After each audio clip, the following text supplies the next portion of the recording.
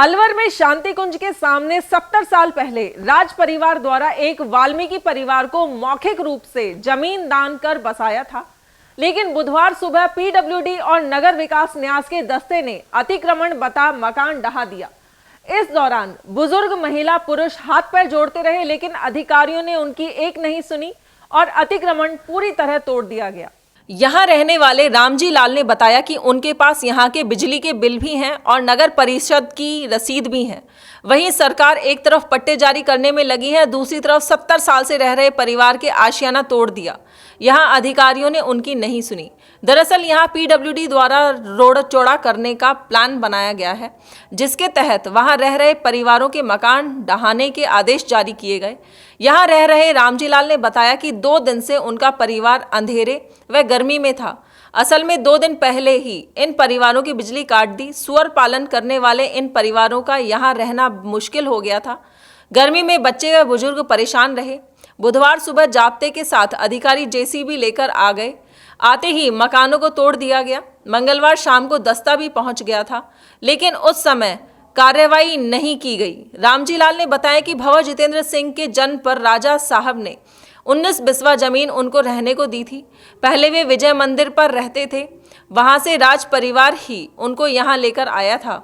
असल में पहले राज परिवार के पास 250 के आसपास घोड़े थे। उन घोड़ों के रहने की जगह की साफ सफाई करने का जिम्मा उनके पास था, तभी से परिवार यहाँ रह रहे हैं। अब उनके आशियाने तोड़ दिए गए हैं। ऐसे में परिवार को लेकर कहाँ जाएं? हालांकि प्रशासन ने कहा कि गरीब परिवार वालों को मालवीय नगर में बनाए गए फ्लैट रहने के लिए दिए जाएंगे। उधर पीडब्ल्यूडी के अधीक्षण अभियंता संगीत अरोड़ा का कहना है कि राज परिवार की ओर से कोई दान में देने का प्रमाण है तो बताया जाए। फिलहाल यह पीडब्ल्यूडी की जमीन पे बने मकान है। रोड को चौड़ा करना है, इस कारण अतिक्रमण हटाया जा रहा है। नहीं निकालेंगे, वही निकालेंगे।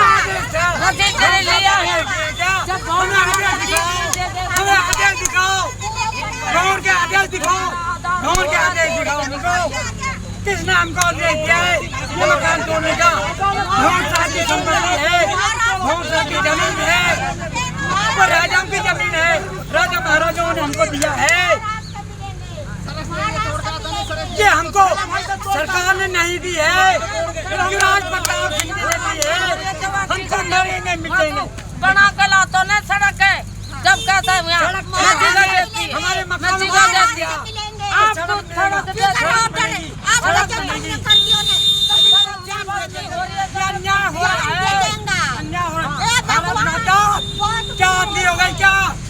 ये पीडब्ल्यूडी की और यूआईटी के नाम पर 10 जमीन है। ये ज़रूर है कि ये सरकारी भूमि पर, सड़क की भूमि पर ये बसे हुए लोग हैं, तो ऐसे लोगों का पुनर्वास का प्रावधान है। इनका पुनर्वास की हमने इनको व्यवस्था कर दी है। इनको जहाँ इनका पुनर्वास करना है वो घर भी इनको दिखा दिए, संतुष्टि भी इन्होंने जताई है। और इनको पुनर्वास के लिए हमने ट्रैक्टर, ट्रॉली और लेबर जो उनको सामान रखवाने में इनकी मदद करे, उनकी भी हमने व्यवस्था कराई है। तो ऐसा नहीं कि इनके पास कोई ऐसा लिखित दस्तावेज है नहीं कि इनको किसी ने दान में ऐसी भूमि दी हो, क्योंकि राजकीय भूमि रिकॉर्ड के अंदर दर्ज है और राजकीय भूमि पर नियमन से हटाने के इसमें आदेश पारित किए गए। आदेश पारित होने उसमें वैधानिक रूप से कार्रवाई की जाएगी। गैर मुमकिन नहर दर्ज है, ये पीडब्ल्यूडी के नाम पे दर्ज है। पीडब्ल्यूडी का जो सड़क है, पीडब्ल्यूडी की सड़क है और यूआईटी के नाम पे गैर जो यूआईटी के नाम है वो यूआईटी के नाम दर्ज है या बिल्कुल यूआईटी के नाम पे दर्ज है। गैर मुमकिन नहर दर्ज है, यूआईटी के नाम पे दर्ज है। और भूमि की किस्म को एक बार क्रॉस चेक करा लिया जाएगा, पर वो यूआईटी के नाम दर्ज भूमि है। तो दोनों विभागों के नाम दर्ज भूमि थी, इसलिए संयुक्त कार्रवाई इसमें की जा रही है। विरोध कर रहे हैं अभी? नहीं, विरोध नहीं है। इनको समझाइश भी कर दी थी। कुछ भावनाएं होती है कि आदमी जब 10-20 साल कहीं रहता है तो एक लगाव होता है, पर इनका पुनर्वास किया जा रहा है। यहाँ तक कि मानवीय दृष्टिकोण अपनाते हुए इनको महीने 20 दिन का राशन भी है, वो नगर विकास न्यास की तरफ से उपलब्ध करवाया जा रहा है। क्या यूआईटी इस जमीन पर कुछ बनाने का प्लान कर रही है? रोड के चौड़ाईकरण का कार्य करवाया जा रहा है। वो तो पीडब्ल्यूडी की जमीन में हो जाएगा, यूआईटी की जमीन तो यूआईटी की जमीन भी इसमें शामिल है ना, तो दोनों की जमीन पे ये चौड़ाईकरण के लिए काम आएगा।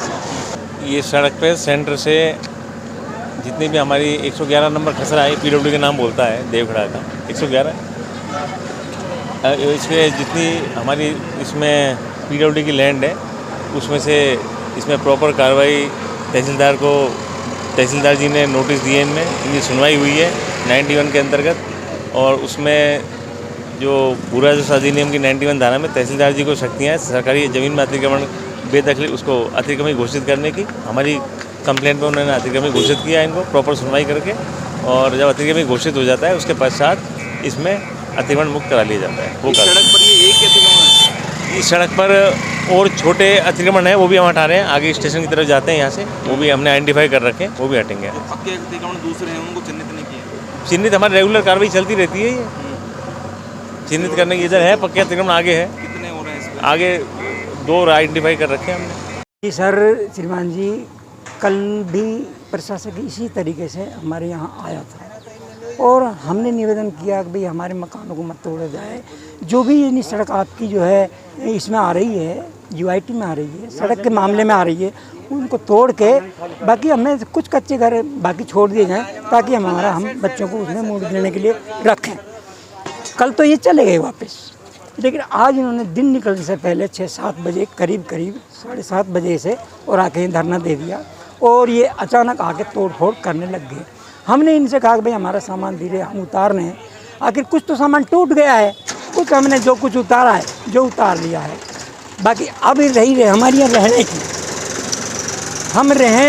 हम यहाँ जो रह रहे हैं आज से कम 75-80 साल से, अरे भाई 75-80 साल से यहाँ रह रहे हैं। और रह क्यों रहे हैं कि हमारे बुजुर्गों के टाइम से राजा महाराजाओं की हमारे बुजुर्ग सेवा करते चले आ रहे हैं विजय मंदिर से ही, और विजय मंदिर से ही सेवा करते जा रहे हैं। जय सिंह महाराज, तेज सिंह महाराज, इनके दादाजी तेज सिंह जी, फिर इनके युवा प्रताप सिंह जी फूलबाग आए, इन्होंने फूलबाग की स्थापना की। जी हाँ, फूलबाग की स्थापना करके इन्होंने हमारे दादाजी को ये साथ सफाई कर्मचारी के रूप में हमारे दादाजी को साथ लाए, हमारे माता पिताओं को साथ लाए। हम छोटे छोटे थे और हमारे परिवार को पूरे को यहाँ ले आए। उसके बाद हमारे यानी रहते रहे, पहले रहते थे हिरण गेट, उसके बाद हमें युवराज सिंह जी ने हमको महाराज कुमार ने 5-6 क्वार्टर बना के 19 बीसवा ज़मीन सामने, और ये आपको मैं ये ज़मीन और 19 बीसवा ज़मीन और ये 5-6 क्वार्टर भंवर साहब के जन्म के उपलक्ष्य में मैं आपको दान के रूप में मौखिक प्रदान करता हूँ। ये उन्होंने मौखिक होकर प्रदान किया था और ये हमारी स्थिति आज से 80 साल पहले की यहाँ रहने की।